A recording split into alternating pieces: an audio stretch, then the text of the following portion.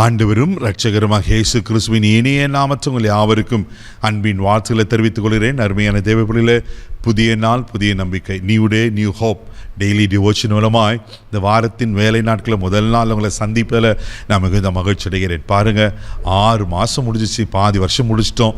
இந்த 7வது மாதத்தில் கூட ஆமென் 2வது வாரத்துக்குள்ளே வந்துட்டோம்ல. கர்த்தர் எவ்வளோ நல்லவர், அழகாக நம்மளை நடத்தி கொண்டு வருகிறார். பயப்படாதீங்க, சூழ்நிலைகளை பார்த்து, பிரச்சனைகளை பார்த்து பயப்படாதீங்க. அவர் உங்களை நடத்துவார். ஆமே, இந்த 6 மாதம் நடத்தினார்ல, 6 மாதமாக இத்தனை வாழ்நாள் முழுவதும் நம்மளை நடத்தினார்ல, கண்டிப்பாக இனி ஒரு நாட்களையும் உங்களை நடத்துவார். ஹல்லேலூயா.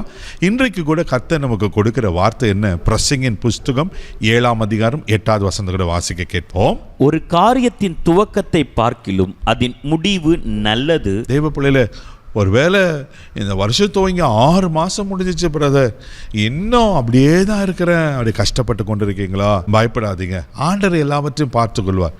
ஒரு காரியத்தின் துவக்கத்தை பார்க்கல, முடிவு நல்லதான். நான் ஒன்று சொல்கிறேன், இன்றைக்கி பரிசுத்த ஆவியானவர் சொல்லுகிற காரியம், உங்கள் முடிவு நல்லா இருக்கும். ஹல்லேலூயா. உங்கள் முடிவு ஆமென், சோர்ந்து போகாதீங்க, நல்லா தான் இருக்கும். ஒருவேளை நான் தோற்றுவனும், கர்த்தனை கைவிட்டு வர இந்த காரியம் கைக்குடி வராதா, நிறைய தேவைகள் இருக்குது, பிள்ளைங்களுடைய காரியங்கள், பயந்து கொண்டிருக்கீங்களா? இந்த மாத்திர முடிவு உங்களுக்கு நல்லா இருக்கும், சமாதானமாக இருக்கும். ஹல்லேலூயா. சகரியாவின் புஸ்தகம் 4ஆம் அதிகாரம் 10வது வசனத்தை வாசிப்பீங்கன்னா இப்படியா தீர்க்கதரிசி சொல்லுகிறார். வாசிக்க கேட்போம்.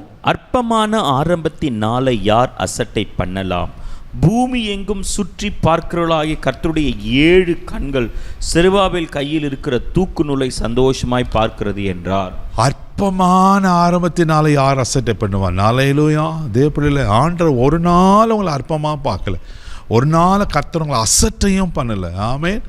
கர்த்தர் அற்பமாக எண்ணவே மாட்டார். வேதத்தில் எத்தனையோ சம்பவங்களை பார்க்கலாம்.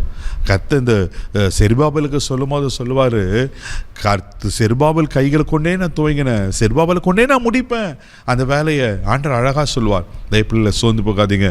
வேதத்தில் வாசிக்கணும். நியாயாதிபதி புஸ்தகம் 6ஆம் அதிகாரம் 15வது வசனத்தை வாசித்தீங்கன்னா அங்கே கிதியோனை பற்றி ரொம்ப அழகாக சொல்லப்பட்டிருக்கோம். வாசிக்க கேட்போம். அதற்கு அவன், என் ஆண்டவரே, நான் இஸ்ரவேலை எதனாலே ரட்சிப்பேன்?